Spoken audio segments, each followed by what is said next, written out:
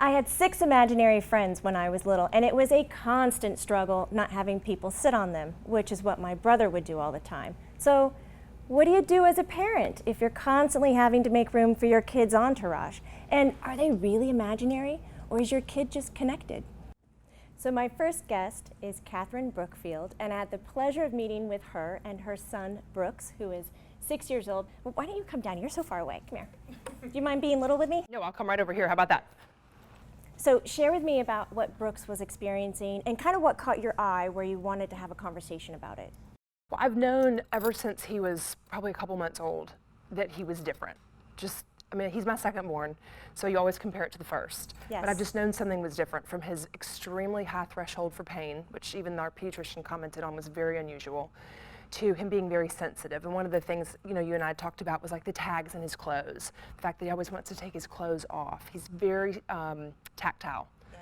But for me, it's also his personality and how sensitive he is, and how a lot of times he'll change, like on a dime, for no reason. He'll be in a room, there will be no interaction, and his whole demeanor will change. You mean changing his emotional state? Yes. Like what I found so frustrating with my 2 children is that when I would go and talk to my pediatrician, they would say, oh, well, your child has a learning difficulty, or quickly diagnoses ADHD, and medication was talked about, when really I started to focus on what my child was doing, and I recognized that they're just energetically sensitive and they view the world in a different place. But it's so unfortunate that even our educational system is not allowing enough space for our children to naturally be who they are. Yeah.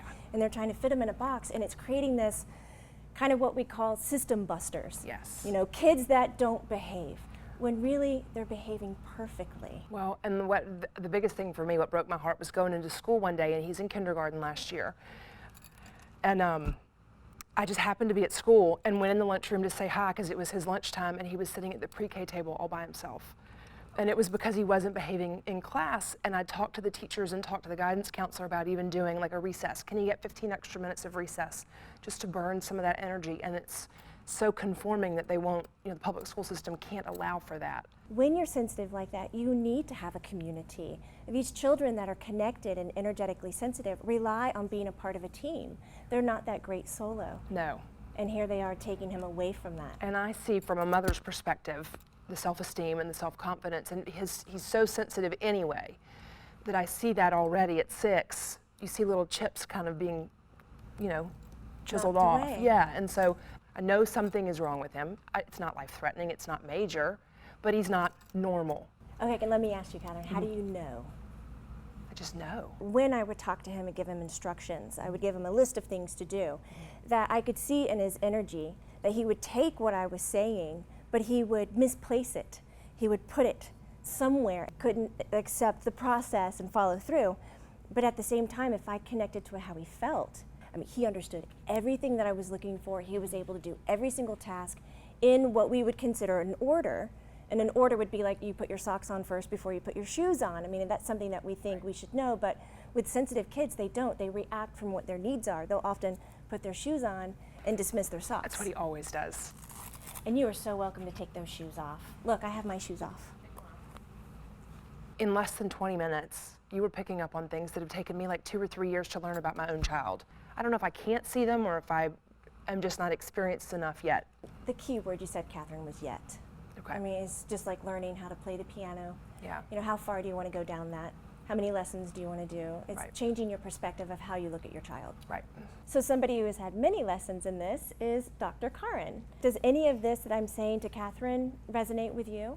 It does, definitely. I've got so much empathy for what you're going through, because I think a big piece of this is feeling kind of misunderstood, and having your child be, like you were saying, boxed into a situation that maybe conformity is not going to be in their best interest for their spirit's development and who they are as a person. So I've had to learn to unlearn the things that we were taught to get the kids to be quiet or to conform or to do whatever, and to let them, like being naked, it's a natural way of being. It is our most freest expression. We were just taught that it was bad.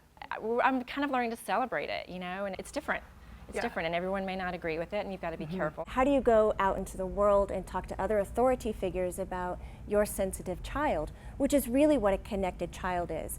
If you at home have noticed that your child seems to have more of a royalty-like I could care less about your authority and your rules and feel more like system busters rather than good listeners, you might have a connected child on your hands.